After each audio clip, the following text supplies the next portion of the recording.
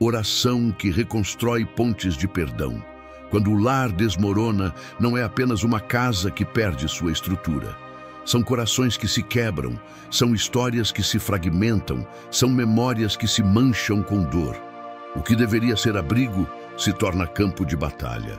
O que deveria ser refúgio se transforma em território de silêncio pesado, gritos contidos e olhares que evitam se encontrar. É nesse ambiente que muitos carregam feridas invisíveis, sentindo-se sozinhos, mesmo rodeados de pessoas. Talvez você conheça essa dor. Talvez seu coração se reconheça nessas palavras. Um lar que um dia já foi lugar de riso e comunhão, hoje é marcado por discussões, desconfiança ou distância. As paredes guardam segredos que não foram ditos, os móveis testemunham lágrimas escondidas e o coração se pergunta: será que ainda há esperança para nós? Deus conhece esse cenário. Ele não está indiferente ao caos que por vezes se instala dentro de uma família. A Bíblia mostra que, desde os primeiros capítulos da história humana, os conflitos familiares tentaram destruir a unidade que o Senhor havia planejado. Caim e Abel, Jacó e Esaú, José e seus irmãos, exemplos que revelam que as feridas dentro de casa podem ser profundas, mas também podem se tornar palco de milagres. Quando o lar desmorona, a ansiedade cresce. O silêncio interior se intensifica. E muitas vezes, ao fechar os olhos à noite, a mente repassa cada palavra dita, cada gesto interpretado, cada falha lembrada. O peso da culpa e da frustração parece insuportável. Mas é nesse exato ponto de ruína que Deus deseja levantar algo novo. Ele não entra em cenários perfeitos, ele entra em corações quebrados, em lares despedaçados, em vidas que clamam por restauração. O inimigo sabe do valor de uma família. Ele investe contra o lar, porque entende que quando a base é abalada, todo o edifício da vida se fragiliza. Mas a palavra nos garante que, se o Senhor não edificar a casa, em vão trabalham os que a constroem. Salmo 127, 1. Esse texto nos lembra que a verdadeira reconstrução não depende apenas de esforço humano, mas da intervenção divina. Hoje, você vai ser conduzido a uma oração que não apenas clama, mas abre portões espirituais. Portões que estavam fechados pela mágoa, pela incompreensão, pelo orgulho. Essa oração vai erguer pontes de perdão, porque somente o perdão é capaz de transformar ruínas em testemunho. Não se trata apenas de restaurar relacionamentos, mas de curar corações, de reerguer vidas, de devolver esperança a quem acreditou que era tarde demais. Se seu lar está em ruínas, saiba, Deus não vê apenas os escombros, Ele enxerga a casa reconstruída. Ele já visualiza as mesas novamente cheias, as conversas restauradas, os abraços sinceros que ainda serão dados. Por isso, permaneça comigo até o final. Este é o início de uma jornada de cura e restauração que pode marcar não apenas sua história, mas a história da sua família inteira. Nem sempre os lares desmoronam por causa de grandes explosões de brigas. Muitas vezes, o colapso começa de maneira sutil, quase imperceptível, como uma rachadura pequena que se abre no canto de uma parede. O silêncio, quando não é preenchido de paz, pode se tornar o maior inimigo dentro de uma família. É no silêncio que as mágoas não ditas se acumulam. É no silêncio que o orgulho impede o pedido de perdão. É no silêncio que os corações se afastam pouco a pouco, até que um dia o abismo entre os membros da família parece intransponível. O que deveria ser espaço de diálogo e acolhimento se transforma em território de distâncias frias, onde cada um se refugia em sua própria solidão. Talvez você já tenha sentido isso. Sentar-se à mesa e perceber que mesmo entre 4 pessoas, ninguém realmente se encontra. As palavras se tornam superficiais, os olhares se desviam e dentro de cada coração existe um peso não compartilhado. O silêncio, nesse caso, não é ausência de som, mas ausência de conexão. E é dessa ausência que brotam ressentimentos, acusações e, muitas vezes, separações. A palavra de Deus nos alerta que da mesma boca procedem bênção e maldição. Tiago 3:10. O silêncio prolongado pode ser tão destrutivo quanto palavras duras, porque ele nega ao outro a oportunidade de cura por meio do diálogo. Um coração que não se expressa guarda feridas que se tornam profundas. Uma família que não conversa se distancia até parecer estranha dentro da própria casa. Mas há uma boa notícia: o mesmo silêncio que hoje dói pode se tornar o lugar onde Deus fala. O Espírito Santo é especialista em transformar desertos em jardins. E ele pode usar o silêncio para trazer revelação, cura e renovo. O silêncio que antes separava pode ser preenchido pela oração que une. O silêncio que antes sufocava pode ser tomado pela palavra que vivifica. É nesse ponto que precisamos entregar ao Senhor não apenas nossas palavras, mas também nossos silêncios. As coisas que não conseguimos dizer, Ele já conhece. As lágrimas que não ousamos mostrar, Ele já recolheu. O coração que não encontra força para se abrir diante da família, pode se abrir diante de Deus. E a partir daí, o Senhor começa a gerar reconciliação. Hoje eu te convido a refletir. Qual é o silêncio que tem ferido o seu lar? É o silêncio do perdão não liberado? O silêncio de uma ferida antiga? O silêncio da falta de carinho, da falta de oração em conjunto? Identifique essa ferida diante do Senhor. Ele é capaz de transformar até mesmo o silêncio em testemunho de restauração.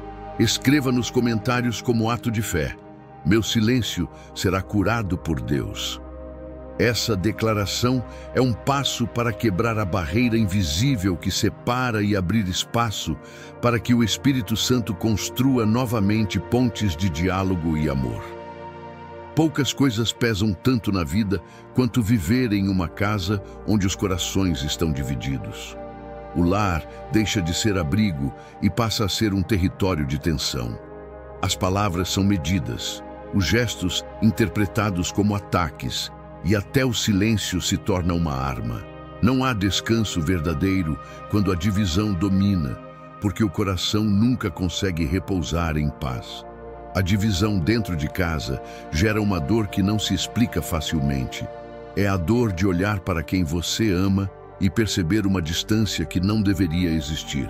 É deitar-se à noite com o coração apertado, sentindo que algo está fora do lugar, e acordar com o mesmo peso, como se uma sombra invisível acompanhasse cada passo. Esse peso não vem de fora, ele nasce de dentro, de lares que perderam a unidade. Jesus disse em Marcos 3:25, se uma casa estiver dividida contra si mesma, tal casa não pode subsistir. Essa palavra é dura, mas verdadeira. Uma família dividida é como um barco com rachaduras. Cedo ou tarde, a água começa a entrar e ameaça afundar todos os que estão dentro. É por isso que o inimigo investe tanto contra os lares. Ele sabe que se consegue dividir, ele enfraquece. A divisão pode surgir de muitas formas: disputas financeiras, brigas de casal, distâncias emocionais entre pais e filhos, ressentimentos não tratados. Em alguns casos, não há gritos nem discussões, apenas frieza, indiferença, como se cada coração tivesse escolhido se proteger atrás de um muro invisível. Mas mesmo sem palavras duras, a divisão pesa e corrói por dentro. O coração dividido vive em constante ansiedade. Ele deseja reconciliação, mas teme dar o primeiro passo.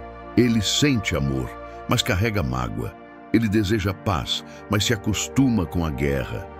Esse conflito interno rouba forças, gera doenças emocionais e até físicas. A alma se desgasta porque não nasceu para viver partida, nasceu para viver em comunhão. Mas a boa notícia é que onde há divisão, o Espírito Santo pode trazer unidade. Onde há peso, ele pode trazer alívio. Onde há muros, ele pode construir pontes. O coração dividido não precisa permanecer nesse estado. Ele pode ser restaurado pela dependência de Deus. Quando levamos ao Senhor nossas feridas, Ele começa a alinhar não apenas nosso coração, mas também o coração daqueles que convivem conosco. Talvez hoje você sinta esse peso. Talvez sua oração mais sincera seja apenas: Senhor, eu não aguento mais carregar essa divisão. E é nesse clamor que Deus começa a agir. A promessa dele é que em Cristo tudo se faz novo. 2 Coríntios 5:17. Isso significa que até um lar em ruínas pode ser reconstruído pela força do perdão e do amor de Deus. Hoje eu te convido a declarar em fé nos comentários: meu coração será inteiro em Deus. Essa frase não é apenas palavras, é profecia sobre sua vida. Porque quando o coração encontra descanso no Senhor, o lar encontra o caminho da reconciliação. O lar deveria ser o lugar onde o amor é visível, palpável, cotidiano, onde abraços são naturais, palavras de afeto fluem e a presença do outro é motivo de alegria. Mas quando os conflitos se instalam, o amor parece se esconder atrás das feridas. O que antes era espontâneo agora exige esforço. O que antes era abundante agora parece escasso. E então surge aquela sensação de que o amor se tornou distante, quase inacessível. É doloroso olhar para quem um dia foi fonte de alegria e perceber uma barreira invisível. Casais que começaram com juras de fidelidade e carinho, mas hoje se falam apenas por necessidade. Pais e filhos que já riram juntos, mas agora mal compartilham conversas profundas. Irmãos que dividiram a infância, mas hoje vivem como estranhos. O amor ainda existe, mas está encoberto por mágoas, desentendimentos e orgulhos não tratados. O apóstolo Paulo nos lembra, em 1 Coríntios 13, que o amor é paciente, é benigno, não se vangloria, não busca seus próprios interesses, não se irrita facilmente e não guarda rancor. Esse é o amor de Deus, o modelo que Ele deseja ver refletido em nossos lares. Mas quando deixamos que o orgulho e a ferida tomem o lugar desse amor, começamos a enxergar as pessoas não mais como bênçãos, mas como fardos. Talvez hoje você sinta que o amor dentro da sua casa está distante. Você olha e não vê mais sinais de afeto, apenas formalidades, obrigações e silêncios. Isso gera ansiedade e vazio, porque fomos criados para viver em relacionamentos que refletem o amor divino. Quando esse amor parece distante, a alma sente falta, como um corpo sente fome e sede. Mas aqui está a boa notícia: o amor não morreu. Ele pode ter sido sufocado, pode estar escondido sob camadas de dor, mas o Deus que é amor continua sendo a fonte inesgotável. Ele é capaz de reacender a chama, de trazer de volta a ternura, de transformar corações endurecidos em corações sensíveis. O amor de Deus é como fogo que derrete o gelo acumulado pelas mágoas. Ele é como óleo que lubrifica engrenagens travadas pelo tempo. Ele é como vento que sopra vida em relacionamentos que pareciam mortos. Quando o lar se abre para esse amor, o que parecia distante volta a ser presente. Por isso, hoje, quero que você declare em fé: o amor de Deus restaurará a minha casa. Escreva isso nos comentários e guarde essa verdade no coração, porque ainda que o amor humano falhe, o amor divino é constante. E quando ele se manifesta em um lar, reconciliações acontecem, feridas cicatrizam e o que estava distante volta a estar perto. O amor não está perdido. Ele apenas espera ser liberado novamente, e isso começa quando nos rendemos ao Senhor da reconciliação.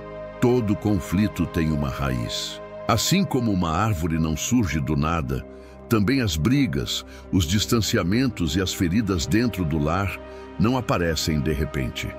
Elas brotam de sementes plantadas, muitas vezes de forma inconsciente, que crescem com o tempo até se transformarem em raízes profundas. E quando não são tratadas, essas raízes alimentam frutos amargos de discórdia, mágoa e separação. A palavra de Deus nos alerta sobre isso em Hebreus 12:15.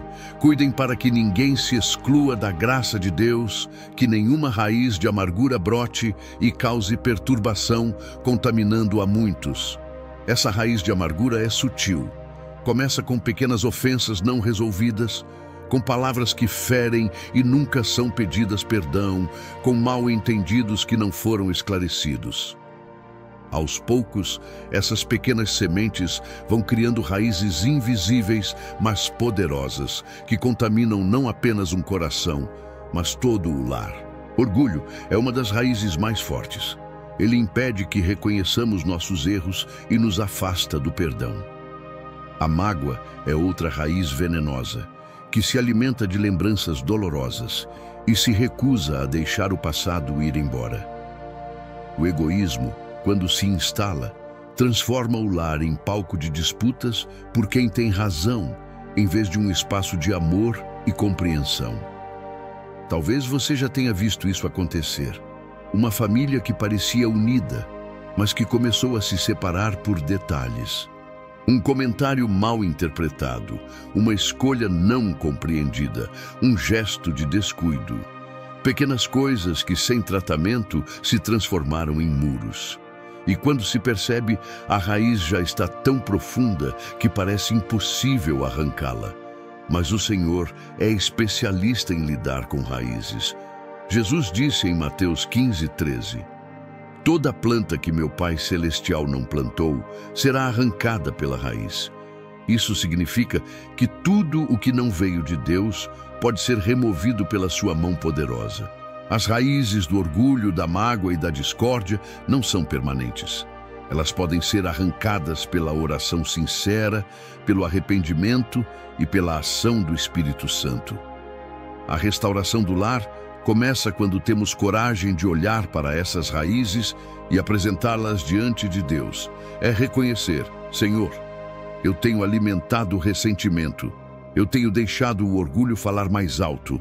Eu tenho permitido que sementes erradas crescessem dentro de mim. Essa confissão abre espaço para que o Senhor venha com seu amor e plante novas sementes de paciência, perdão e reconciliação. Hoje, faça um ato de fé. Escreva nos comentários: as raízes da discórdia não terão poder na minha casa. Esse decreto é mais do que palavras. É uma decisão espiritual de permitir que Deus arranque o que não pertence a Ele e plante aquilo que traz vida e paz. Porque, no fim, a saúde do lar depende daquilo que está escondido no coração. Se a raiz for amarga, o fruto será destrutivo. Mas se a raiz for o amor de Deus, o fruto será reconciliação, paz e alegria que permanecem. Dentro de muitos lares, as palavras se tornam armas silenciosas.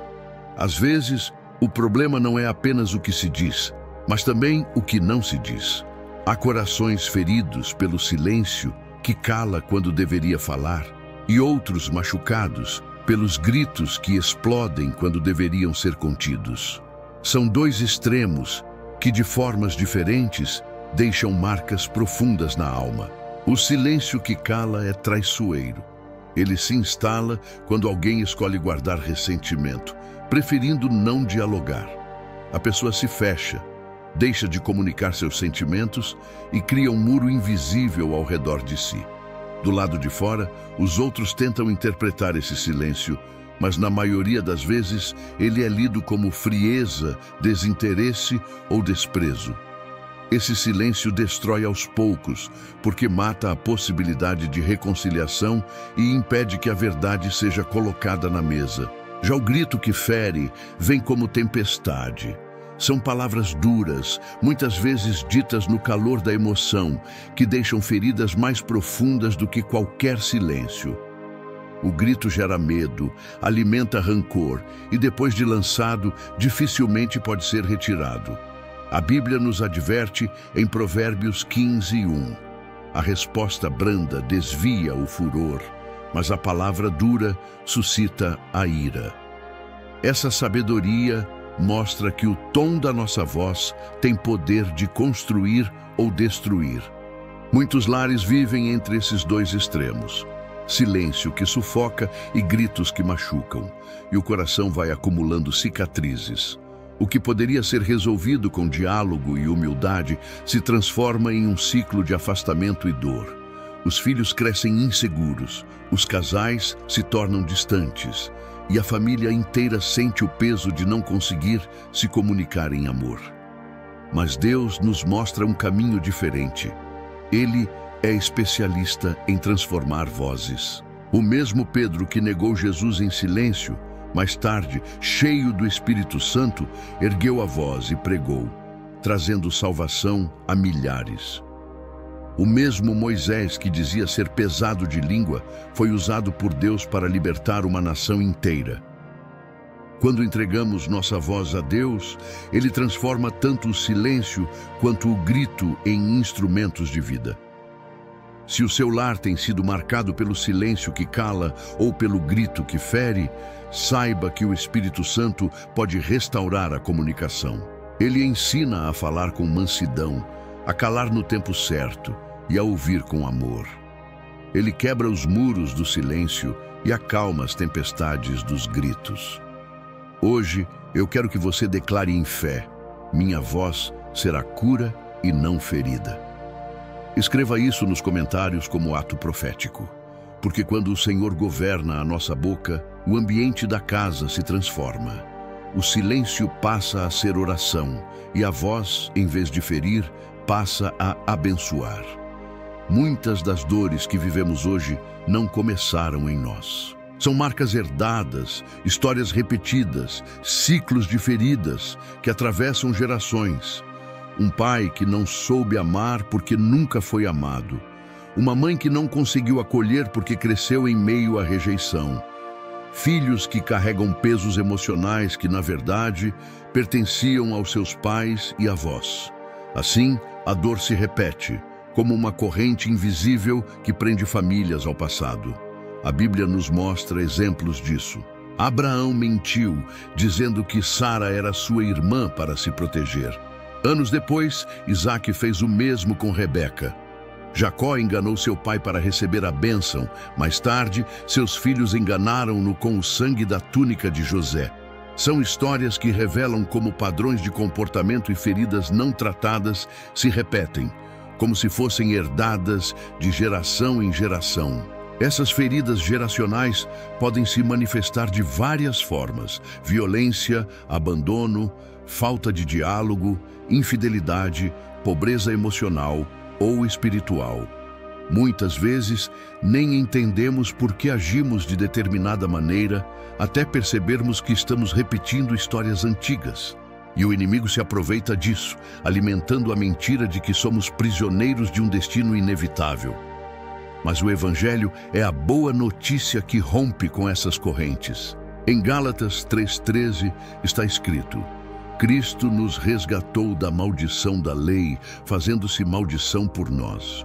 Isso significa que toda maldição geracional, todo ciclo de dor que tenta se perpetuar em uma família pode ser quebrado na cruz. Jesus já carregou sobre si toda a ferida e por meio dele somos libertos do passado. Talvez hoje você veja padrões dolorosos em sua família, histórias que se repetem, divórcios, brigas intermináveis, vícios, ausência de afeto, escassez.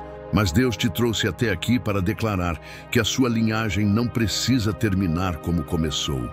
Ele quer escrever uma nova história a partir de você. A sua decisão de depender de Deus pode mudar o destino de toda a sua descendência. Assim como Josué declarou: eu e minha casa serviremos ao Senhor. Josué 24:15. Você pode declarar o mesmo e se tornar ponto de virada para a sua família. As feridas podem atravessar gerações, mas a cura também. O amor de Deus, quando entra em um lar, se estende aos filhos e aos filhos dos filhos. Hoje, como ato de fé, escreva nos comentários: em Cristo, minha família será livre. Essa frase é um decreto espiritual de que os ciclos de dor estão quebrados e uma nova herança de bênçãos começa agora. As feridas que vieram do passado não têm poder de definir seu futuro. O sangue de Jesus já escreveu uma nova história para a sua casa. E essa história é de cura, reconciliação e vida abundante. Poucas dores pesam tanto quanto atravessar uma crise familiar e sentir que o céu está em silêncio. É como clamar, orar, chorar diante de Deus e não ouvir resposta alguma. Você pede sinais, busca consolo, mas a sensação é de que suas palavras ecoam no vazio. Nesse silêncio, o coração se pergunta: será que Deus se esqueceu de nós? Será que Ele realmente se importa com a minha casa? Esse sentimento é mais comum do que imaginamos. O silêncio de Deus na crise familiar parece amplificar a dor. Cada conflito parece maior. Cada noite sem paz parece mais longa. Cada conversa tensa parece mais insuportável. E quando não vemos resposta imediata, somos tentados a acreditar que estamos sozinhos nessa luta. Mas a Bíblia mostra que o silêncio de Deus nunca é ausência. José, vendido pelos irmãos e preso injustamente, poderia ter pensado que Deus o havia abandonado. Mas em cada detalhe, o Senhor estava conduzindo sua vida até o momento em que se tornaria instrumento de salvação para toda a sua família. O silêncio não era descaso, mas preparação. O mesmo acontece conosco. Quando parece que o céu está em silêncio, na verdade, Deus está trabalhando em áreas que não podemos ver. Ele está moldando corações, ajustando circunstâncias, preparando caminhos que ainda não conseguimos imaginar. Enquanto nós choramos, Ele está agindo no invisível. O silêncio também nos ensina. Ele nos obriga a confiar além das emoções, a depender além das evidências. Ele nos conduz a uma fé madura, que não se apoia apenas em respostas rápidas, mas no caráter imutável de Deus. É nesse ponto que entendemos que a ausência de ruído não significa ausência de cuidado. Talvez você esteja vivendo esse silêncio agora. Talvez já tenha dito: Senhor, fala comigo, dá-me um sinal. E mesmo sem ouvir nada, você continua. Isso é fé. Isso é confiança. Hebreus 11:1 nos lembra: ora, a fé é a certeza daquilo que esperamos e a prova das coisas que não vemos. O silêncio de Deus é terreno fértil para milagres futuros. Quando Ele finalmente fala, cada palavra é como chuva sobre solo seco. Quando Ele se manifesta, tudo faz sentido. O que parecia abandono se revela como cuidado, e o que parecia demora se mostra como tempo perfeito. Hoje, eu quero que você declare em fé: o silêncio de Deus é cuidado, não abandono. Escreva isso nos comentários como ato profético, porque mesmo que agora você não ouça, Ele está presente. O silêncio é apenas a cortina antes da revelação, o intervalo antes da promessa se cumprir. Não tema o silêncio. Nele, Deus continua sendo Deus. Ele ainda vela pelo seu lar, ainda sustenta sua família, ainda prepara o dia da reconciliação. O silêncio é apenas o prelúdio da resposta que virá. No meio das tempestades familiares, quando os conflitos parecem não ter fim e o coração já não encontra forças para acreditar, existe um tesouro silencioso esperando para ser descoberto, a promessa escondida na palavra de Deus. A Bíblia não é apenas um livro de histórias antigas. Ela é viva, é atual, é a voz do próprio Deus falando aos corações cansados. E nela estão as garantias de que nenhum lar precisa permanecer em ruínas. Quantas vezes, em meio ao caos, esquecemos de abrir as Escrituras e buscar ali a direção que precisamos. É na palavra que encontramos afirmações que nos sustentam. Eu e a minha casa serviremos ao Senhor. Josué 24:15. Esse versículo não é apenas uma declaração bonita, mas um decreto espiritual que atravessa gerações. Ele garante que a fé de um pode ser o ponto de partida para a salvação de todos. Outra promessa que brilha em meio às trevas está em Atos 16:31. Crê no Senhor Jesus e serás salvo, tu e a tua casa. Que esperança poderosa! A fé em Cristo não é limitada ao indivíduo. Ela se derrama sobre a família inteira. Isso significa que mesmo quando alguns parecem distantes, rebeldes ou indiferentes, a promessa continua firme. A salvação pode alcançar cada coração debaixo do mesmo teto. Quando o lar desmorona, a ansiedade grita que tudo está perdido. Mas a promessa escondida na palavra responde: ainda há esperança, porque o Senhor é quem edifica a casa. O Salmo 127:1 nos lembra disso com clareza. Se o Senhor não edificar a casa, em vão trabalham os que a constroem.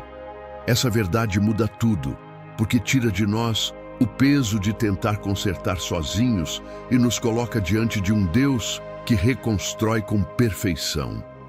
A promessa escondida na palavra é como uma chave que abre portões de reconciliação. Enquanto o inimigo sussurra que a história já acabou, a Escritura declara que o fim ainda não chegou, porque quem dá a última palavra é o Senhor. A palavra é luz para os pés e lâmpada para o caminho. Salmo 119, 105. Em meio à escuridão das brigas e dos silêncios dolorosos, ela ilumina o caminho da restauração. Talvez você esteja vivendo um tempo em que os olhos só veem ruínas. Mas hoje, Deus te chama a abrir novamente a Bíblia e encontrar ali o mapa para a reconstrução. Cada versículo é como pedra firme para o alicerce de um lar restaurado. Cada promessa é tijolo colocado pelas mãos do próprio Deus, levantando novamente o que parecia ter caído. Por isso, como ato de fé, escreva nos comentários: minha casa está firmada na palavra de Deus. Essa declaração profética vai além das palavras.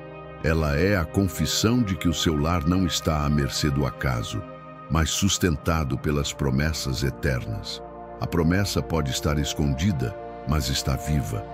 E quando você a encontra, descobre que não está sozinho na luta pela sua família. O próprio Deus já declarou vitória sobre a sua casa. Se existe uma palavra que tem o poder de mudar destinos, restaurar lares e abrir portões espirituais, essa palavra é perdão. Muitas famílias permanecem presas em ciclos de dor porque não conseguem pronunciar ou receber essa simples palavra. Perdão não apaga o passado, mas liberta o futuro. Ele não muda o que aconteceu, mas muda a forma como carregamos o que nos feriu. No coração humano, a tendência é guardar ofensas.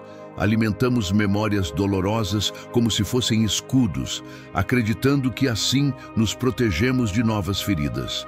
Mas, na realidade, essas lembranças não resolvidas se tornam correntes que aprisionam a alma. E quando uma família inteira escolhe esse caminho, os lares se tornam cárceres de mágoas. A Bíblia nos mostra que o perdão é a chave que abre portas impossíveis. Em Mateus 6, 14 e 15, Jesus disse: porque se perdoardes aos homens as suas ofensas, também vosso Pai Celestial vos perdoará a vós. Se, porém, não perdoardes aos homens as suas ofensas, também vosso Pai vos não perdoará as vossas ofensas. Essa é uma verdade dura, mas necessária. Sem perdão, não há reconciliação verdadeira nem com Deus, nem entre nós. Quando falamos em perdão, não falamos de esquecer como se nada tivesse acontecido. Falamos de entregar a Deus o direito de julgar, deixando de carregar o peso da vingança. É abrir mão de ter razão para que o amor volte a fluir. É declarar que a dor não vai mais ditar os rumos da família. Talvez você esteja ouvindo isso e pense: mas eu não consigo perdoar. A ferida foi profunda demais. E é verdade, humanamente muitas vezes não conseguimos. Por isso, o perdão precisa nascer do Espírito Santo. Ele nos dá a força que falta. Ele abre em nós a capacidade de liberar aquilo que por nós mesmos seria impossível. O perdão não é apenas para quem errou, é também para quem foi ferido, porque libera o coração de continuar vivendo sob o peso da dor. Sem perdão, as mágoas se tornam raízes que adoecem o corpo e a alma. Com perdão, a vida encontra espaço para florescer de novo. Imagine como sua casa seria diferente se o perdão se tornasse uma prática diária. Palavras duras seriam substituídas por reconciliação. O silêncio pesado daria lugar a conversas de cura. Os abraços que pareciam impossíveis voltariam a acontecer. Tudo isso porque alguém teve coragem de dizer: eu perdoo, eu escolho recomeçar. Hoje, como ato de fé, eu quero que você declare nos comentários: eu libero perdão sobre minha família. Essa declaração é uma chave espiritual que abre portões de cura e restauração.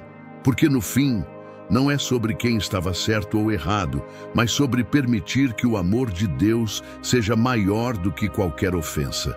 O perdão é a chave que abre a porta da reconciliação. E quando essa porta se abre, a glória de Deus entra e transforma um lar em ruínas em um altar de paz. Quando pensamos em relacionamentos quebrados dentro de casa, a imagem mais clara é a de pontes caídas. Uma ponte, em sua essência, conecta duas margens, em curtas distâncias, cria caminhos onde antes havia separação.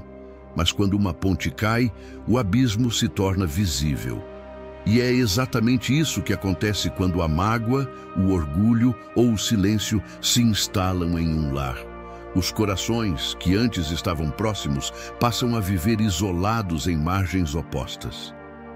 Talvez hoje você olhe para sua família e veja apenas essas pontes caídas. Casais que já não se falam, irmãos que não se entendem, filhos que evitam os pais, pais que não sabem mais como alcançar os filhos. Parece que o amor desabou e o que restou foi apenas um abismo de distâncias emocionais.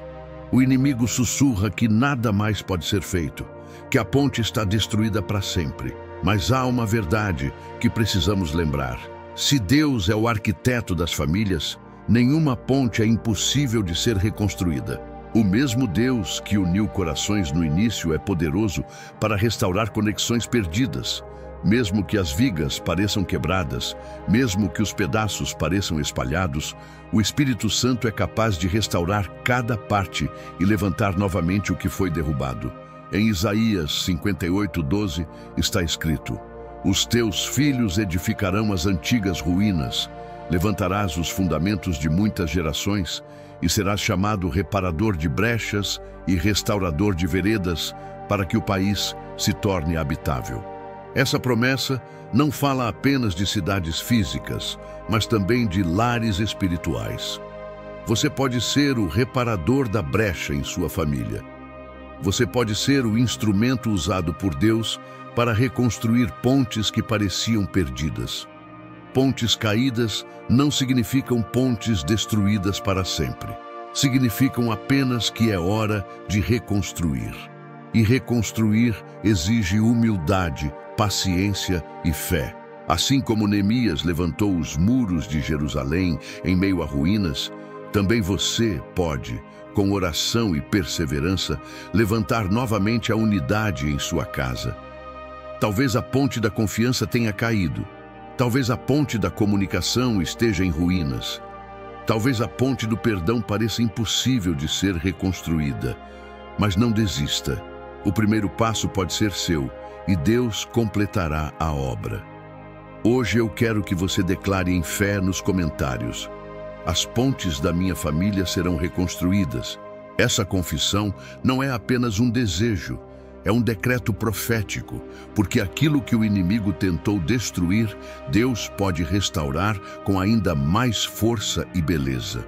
O abismo que hoje parece separar será preenchido pelo amor de Cristo. E quando a ponte for reconstruída, ela será mais firme, mais sólida, mais resistente do que era antes, porque tudo que Deus restaura, Ele faz para permanecer. Existem momentos na vida em que sentimos que tudo ao nosso redor está fechado. Portas que antes pareciam abertas se trancaram.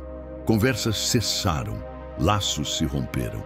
O lar, que deveria ser espaço de acolhimento, parece um território de muros e cadeados invisíveis. Nessas horas, tentamos empurrar com nossas próprias forças, mas nada se move. É então que descobrimos: só a oração pode abrir os portões que permanecem fechados. A oração não é apenas um ritual, mas um ato espiritual de autoridade. Quando oramos em nome de Jesus, tocamos dimensões que nossos olhos não podem ver. Pedras que antes eram obstáculos começam a ser removidas. Correntes que pareciam inquebráveis começam a se soltar. O céu se inclina para ouvir e responder. Foi assim com Pedro, quando estava preso em Atos 12. As cadeias caíram, os portões da prisão se abriram sozinhos. E ele foi liberto porque a igreja orava sem cessar. Esse não é apenas um relato histórico, é um princípio espiritual. A oração tem poder para abrir portões que o inimigo tentou trancar. No contexto familiar, isso é ainda mais real. Quantas vezes as palavras não adiantam mais, os conselhos não funcionam e os esforços humanos só aumentam a frustração. É nesse ponto que a oração se torna a chave. Não porque ela muda o outro de imediato, mas porque ela muda primeiro o coração daquele que ora e, ao mesmo tempo, abre caminho para que Deus trabalhe no invisível. Talvez os portões da reconciliação em sua casa pareçam selados. Talvez o perdão esteja bloqueado por anos de mágoa. Talvez o diálogo esteja fechado por medo ou orgulho.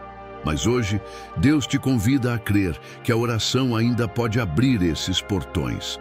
Não importa há quanto tempo estejam trancados, nem quão pesadas sejam as correntes, diante do nome de Jesus, todo cadeado precisa ceder. A oração é o sopro que move o impossível.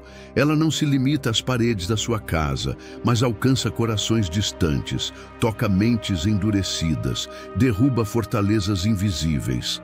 Cada vez que você dobra os joelhos, você não fala ao vazio, mas ao Criador do universo, que tem poder de transformar até o mais devastado dos lares. Por isso, hoje, eu quero que você declare em fé nos comentários: minha oração abrirá portões de reconciliação. Essa frase não é apenas uma esperança, mas um decreto espiritual, porque o céu responde quando a oração é feita com fé e perseverança. O que está fechado em sua família não permanecerá assim para sempre. O Deus que abriu o mar diante de Moisés e os portões da prisão para Pedro continua sendo o mesmo hoje. E Ele vai abrir os portões do seu lar para que a reconciliação, a paz e o amor voltem a habitar em sua casa. Se existe um muro quase invisível, mas extremamente alto que separa famílias, esse muro se chama orgulho. Ele não se levanta de uma vez, mas tijolo por tijolo, em pequenas atitudes, palavras atravessadas, silêncios prolongados. O orgulho faz com que ninguém queira dar o primeiro passo, porque todos esperam que o outro peça perdão primeiro. No fim, o tempo passa, os corações se endurecem, e o lar se transforma em um campo frio, cheio de distâncias. O orgulho engana, porque dá uma falsa sensação de vitória. Ele sussurra: não ceda, não se humilhe, espere que o outro venha até você. E enquanto acreditamos nisso, perdemos dias, meses, às vezes até anos de paz que poderiam ter sido vividos. O inimigo se aproveita dessa brecha para ampliar a separação e roubar a alegria da família. A Bíblia nos alerta com clareza: Deus resiste aos soberbos, mas dá graça aos humildes. Tiago 4:6. Isso significa que enquanto o orgulho fecha portas, a humildade abre janelas de graça. Onde existe orgulho, o Espírito Santo encontra resistência, mas onde existe renúncia e quebrantamento, ele encontra espaço para agir. Renunciar ao orgulho não é perder. É, na verdade, vencer a si mesmo. É reconhecer que manter a paz é mais importante do que ter razão. É lembrar que Jesus, mesmo sendo rei, escolheu se humilhar até a cruz para nos reconciliar com o Pai. E se Ele, sendo perfeito, se entregou por amor, quem somos nós para nos recusar a dar passos de reconciliação dentro da nossa própria casa? Talvez você esteja vivendo essa realidade. Existe um conflito na sua família que permanece sem solução. Não porque é impossível, mas porque o orgulho de um ou de ambos impede que o diálogo aconteça. Hoje, o Espírito Santo te chama a abrir mão desse peso.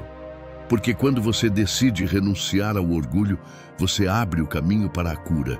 E é aqui que a oração se torna fundamental. Quando dobramos os joelhos e dizemos: Senhor, tira de mim o orgulho que me separa daqueles que amo. Estamos entregando o martelo para Deus derrubar os muros que nós mesmos levantamos. E Ele derruba, não para expor ruínas, mas para construir novas pontes de amor e perdão. Hoje eu quero que você escreva em fé nos comentários: eu renuncio ao orgulho e escolho a paz. Essa frase é mais do que palavras.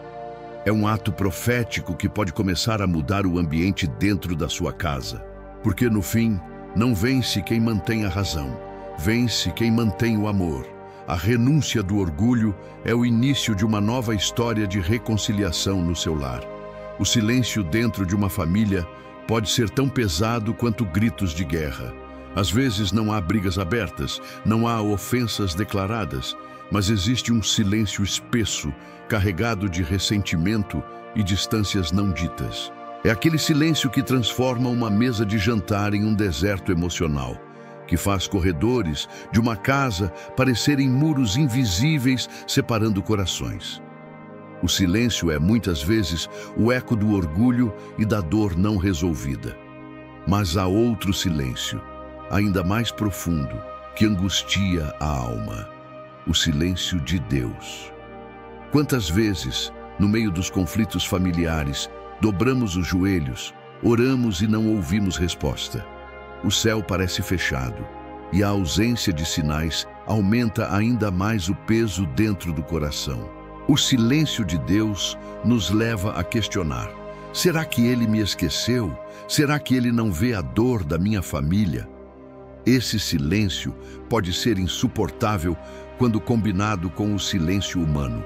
De um lado, familiares que não conversam. Do outro, um céu que parece não responder. Mas é nesse ponto que a fé é forjada, porque o silêncio de Deus não é abandono, é preparação. Ele não fala porque já está agindo nos bastidores, organizando peças que nossos olhos ainda não conseguem ver. A Bíblia nos lembra disso em Abacuque 2:3, porque a visão ainda está para se cumprir no tempo determinado, mas se apressa para o fim e não falhará. Se tardar, espera-o, porque certamente virá, não tardará. O silêncio não é negação, é apenas intervalo. O que Deus prometeu se cumprirá no tempo certo. Dentro da família, aprender a lidar com o silêncio é essencial. Não podemos esperar que o outro sempre dê o primeiro passo, nem podemos desistir porque Deus parece demorar. O silêncio é convite para mergulhar mais fundo na dependência. É ali que descobrimos que a fé não se apoia em respostas imediatas, mas em confiança constante. Se o silêncio dentro da sua casa tem pesado, transforme-o em oportunidade de oração. Em vez de esperar que palavras humanas sejam ditas, comece a declarar palavras espirituais. Se o silêncio de Deus parece duro, continue orando, continue clamando, continue crendo, porque no tempo certo, o céu falará, e quando falar, trará respostas que transformarão o seu lar. Hoje eu quero que você escreva nos comentários, como ato de fé: mesmo no silêncio, eu confio. Essa declaração quebra o peso invisível e abre espaço para que a esperança volte a florescer. O silêncio não é o fim, nem o da sua família, nem o de Deus. Ambos podem ser transformados em voz de reconciliação e testemunho de vitória. Poucas dores são tão pesadas quanto a sensação de que a esperança morreu. É quando você olha para dentro do seu lar e já não consegue imaginar uma saída. As conversas viraram discussões, os abraços desapareceram, o carinho foi substituído por indiferença. Você até ora, mas as palavras parecem não passar do teto. Dentro de você, um sussurro insiste: não há mais jeito. Essa é a estratégia do inimigo: matar a esperança antes mesmo de matar a paz. Porque ele sabe que quando a esperança morre, os olhos se fecham para qualquer possibilidade de reconciliação. Mas eu quero te lembrar, a esperança que vem de Deus nunca morre. Ela apenas parece adormecida. Foi isso que aconteceu com Lázaro em João 11. Para todos, ele estava morto. 4 dias no túmulo significava fim absoluto. Mas quando Jesus chegou, ele declarou: eu sou a ressurreição e a vida. Aquele que parecia morto levantou-se e saiu, porque a voz de Cristo foi mais forte do que o silêncio da morte.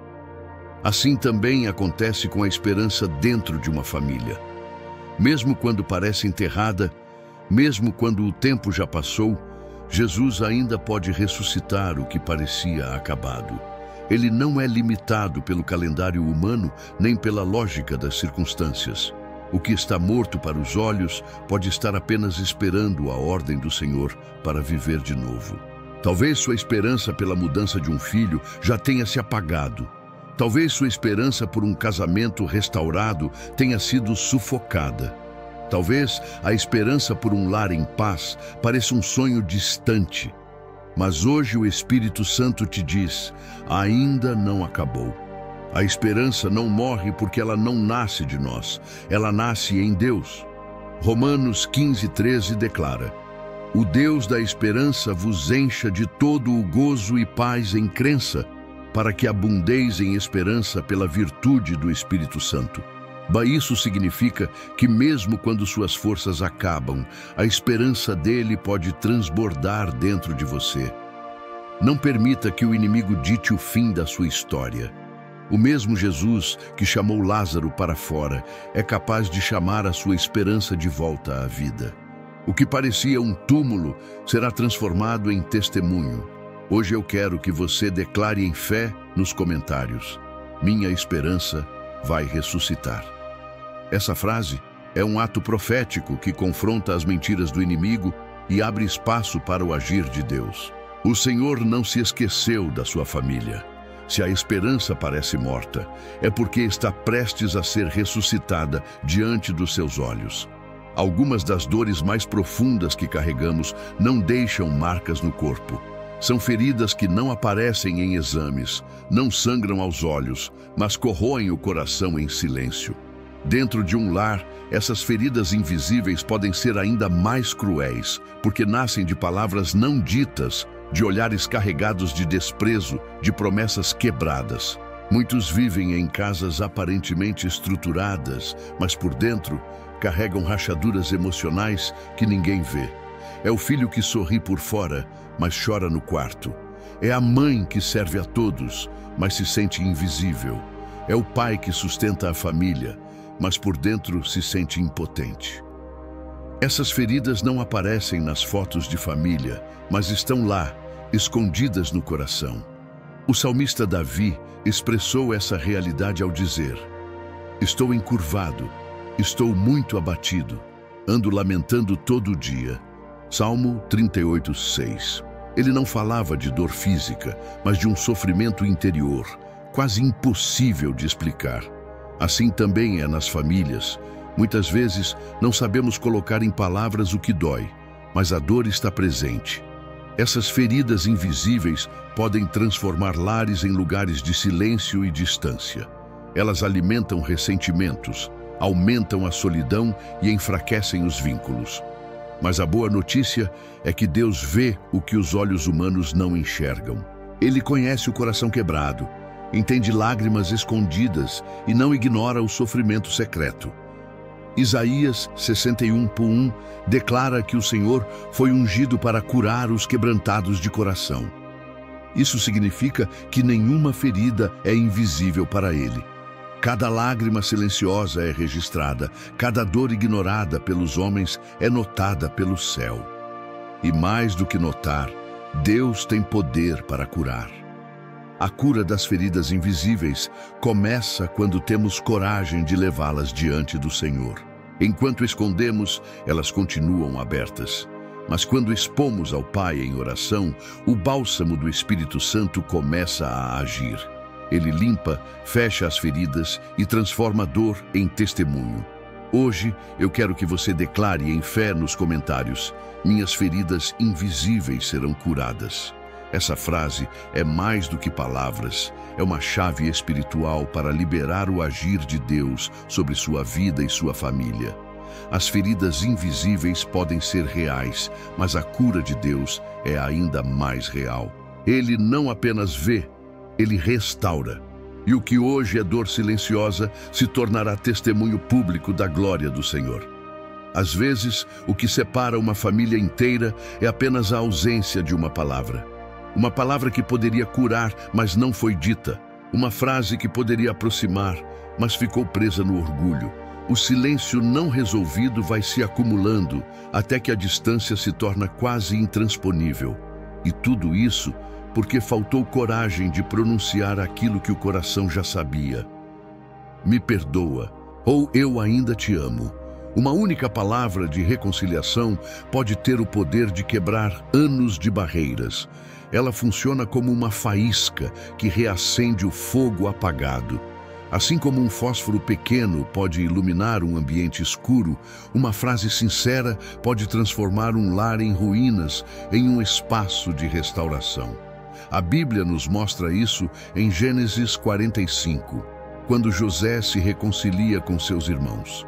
Após anos de dor, traição e separação, ele poderia ter escolhido vingança. Mas em vez disso, suas palavras foram: eu sou José, vosso irmão, a quem vendestes ao Egito. Agora, pois, não vos entristeçais, nem vos irriteis contra vós mesmos por me haverdes vendido para cá, porque para a conservação da vida, Deus me enviou adiante de vós. Gênesis 45, 4, 5. José não apenas revelou sua identidade, mas usou palavras de reconciliação que transformaram uma família quebrada em uma família restaurada. Muitas vezes, acreditamos que para restaurar um lar será preciso grandes gestos, longas conversas ou explicações elaboradas. Mas a verdade é que tudo pode começar com uma única palavra liberada no tempo certo. O que realmente faz diferença não é o tamanho da fala, mas a sinceridade do coração que a pronuncia. Talvez hoje Deus esteja te chamando para dar esse primeiro passo. Pode ser difícil, pode parecer injusto, pode até soar impossível, mas a reconciliação muitas vezes começa com uma atitude simples de humildade. Uma palavra que parece pequena pode abrir portões espirituais de cura, libertação e união. Lembre-se do que está escrito em Provérbios 15, 1. A resposta branda desvia o furor, mas a palavra dura suscita a ira. Uma palavra suave, dita no espírito de reconciliação, pode transformar ambientes e dissolver tempestades. Hoje, como ato de fé, eu quero que você declare nos comentários: minhas palavras serão sementes de reconciliação. Essa frase profética não apenas vai abençoar você, mas pode inspirar outros a darem o mesmo passo em seus lares. Nunca subestime o valor de uma palavra de reconciliação. Ela pode ser o início de um milagre. A mágoa é como uma corrente invisível. Você pode até não vê-la, mas ela prende, aperta e limita os passos de quem a carrega. Dentro de um lar, a mágoa é capaz de transformar pessoas que antes se amavam em estranhos que mal se olham. Ela aprisiona conversas, sufoca gestos de carinho e, aos poucos, ergue muros altos que tornam a reconciliação cada vez mais distante. O problema da mágoa é que ela nunca se contenta em ser pequena. Ela cresce, se multiplica e cria raízes profundas. O coração magoado relembra constantemente a ofensa, como se fosse uma ferida que não cicatriza. E quanto mais lembramos, mais sangra. O inimigo sabe disso, e é por isso que ele insiste em manter famílias presas às correntes da mágoa. Mas a palavra de Deus declara que em Cristo nós encontramos a verdadeira liberdade. Em João 8,36, Jesus afirmou: "Se, pois, o Filho vos libertar, verdadeiramente sereis livres." A mágoa pode ser pesada demais para que você consiga carregar sozinho, mas diante de Cristo, as correntes que te prendem podem ser quebradas de uma vez por todas. O perdão é o martelo que despedaça essas correntes. Perdoar não significa aprovar o que aconteceu, mas se recusar a continuar sendo prisioneiro de algo que te feriu. É escolher soltar as correntes, mesmo quando o coração insiste em segurá-las. E quando liberamos perdão, o Espírito Santo entra como força renovadora, trazendo paz, onde antes havia tormento. Pense na sua família agora. Quantos lares poderiam estar livres se a mágoa não tivesse se instalado? Quantos relacionamentos poderiam estar restaurados se o orgulho não tivesse alimentado as correntes? Quantas histórias poderiam ser diferentes se o perdão tivesse sido liberado no tempo certo? A mágoa não apenas adoece o coração, mas também a alma e até o corpo. Muitos carregam enfermidades emocionais e físicas que nascem da incapacidade de soltar aquilo que machucou. Mas hoje, o Espírito Santo está te chamando para experimentar liberdade. Hoje eu quero que você declare em fé nos comentários: "As correntes da mágoa estão quebradas na minha vida." Essa frase não é apenas um desejo, mas um decreto espiritual. Porque onde a mágoa prende, o perdão liberta. Onde as correntes apertam, o amor de Deus abre espaço para respirar novamente. Quando a mágoa é quebrada, o lar volta a ser lugar de paz. E aquilo que parecia perdido se transforma em testemunho de restauração. Um lar pode ter paredes firmes, telhado seguro e móveis bem arrumados, mas se não tiver um altar diante de Deus, ele permanecerá vulnerável. O altar da família não é feito de pedras, madeira ou cimento. Ele é erguido no coração, no hábito da oração, na prática da palavra e na decisão diária de colocar Deus no centro. Quando esse altar é negligenciado, a casa pode até parecer forte por fora, mas por dentro estará enfraquecida. Em muitas famílias, o altar foi derrubado há muito tempo.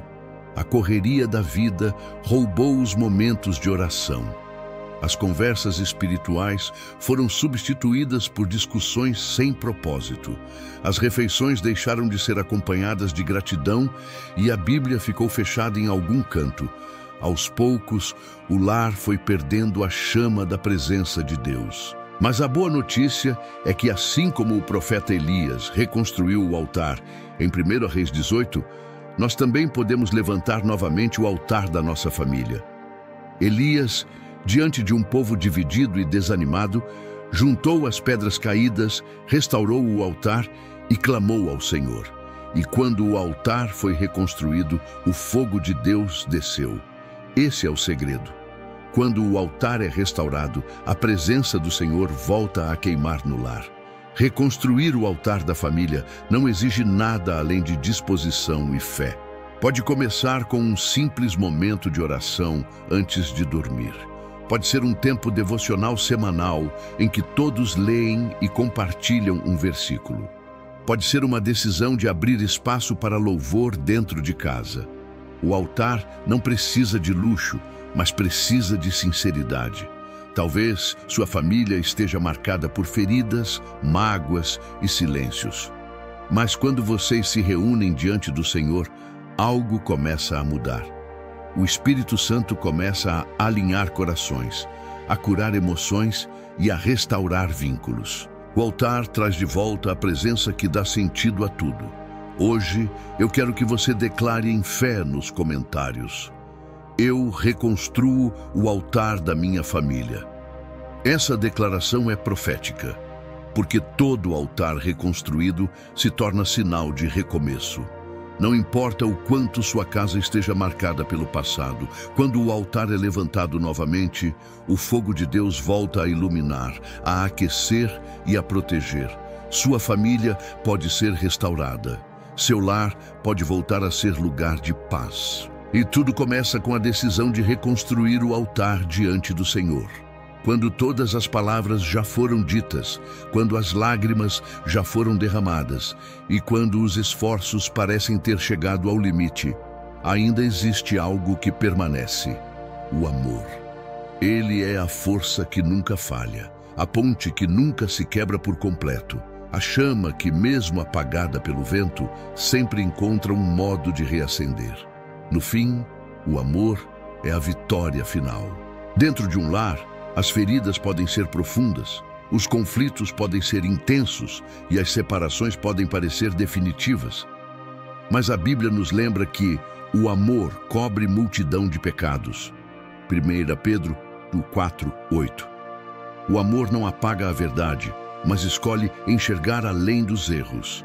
Ele não ignora as falhas, mas decide que a graça é maior. É o amor que faz um pai receber um filho pródigo de braços abertos, como na parábola em Lucas 15. É o amor que sustenta um casamento quando tudo parecia perdido. É o amor que faz irmãos que antes estavam afastados se abraçarem novamente. Onde o amor reina, o inimigo não encontra espaço. Mas esse amor não é apenas humano. Nosso amor por si só é limitado, condicionado, frágil. O amor que realmente vence é o amor de Deus derramado em nossos corações pelo Espírito Santo. Romanos 5:5. É Ele quem nos capacita a amar mesmo quando fomos feridos, a perdoar mesmo quando fomos traídos, a recomeçar mesmo quando já não havia forças. No fim da história, não é o orgulho que vence, não é a mágoa, não é o silêncio. O que permanece e prevalece é o amor.